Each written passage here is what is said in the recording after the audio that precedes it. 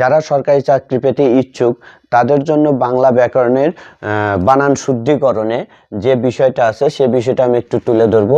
অধীনস্থ দন্ত্যস্বয় অন্তস্থ দন্ত্যস্বয় নিকটস্থ দন্ত্যস্বয় আবার দ্বারস্থ দন্ত্যস্বয় কণ্ঠস্থ দন্ত্যস্বয় নিচে আছে প্রশস্ত দন্ত্যস্বয় ন্যস্ত দন্ত্যস্বয় আবার সূর্যাস্ত দন্ত্যস্বয়। এখন দন্ত্যস্বয় হওয়ার কারণ কি আর দন্ত্যস্বয় হওয়ার কারণ কি একটু খেয়াল করব।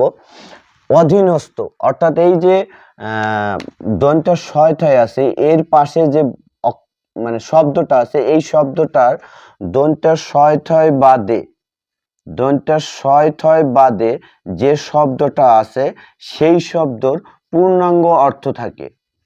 পূর্ণাঙ্গ অর্থ থাকে আর দন্ত্যস্বয় এর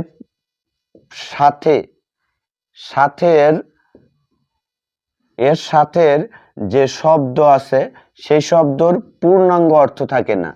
পূর্ণাঙ্গ অর্থ থাকে না।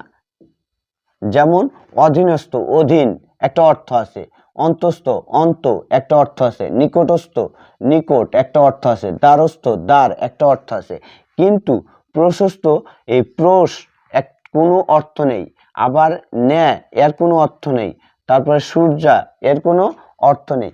সবাই এই বিষয়টা খেয়াল করবে এবং এইরকম আরো বেশি ভিডিও পেতে আমার এই ভিডিওগুলো কমেন্ট এবং শেয়ার এবং লাইক করবে।